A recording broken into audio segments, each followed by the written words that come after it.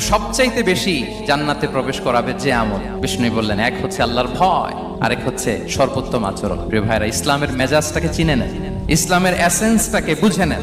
আমরা ভালো আচরণকে গুরুত্ব দিতে চাই না।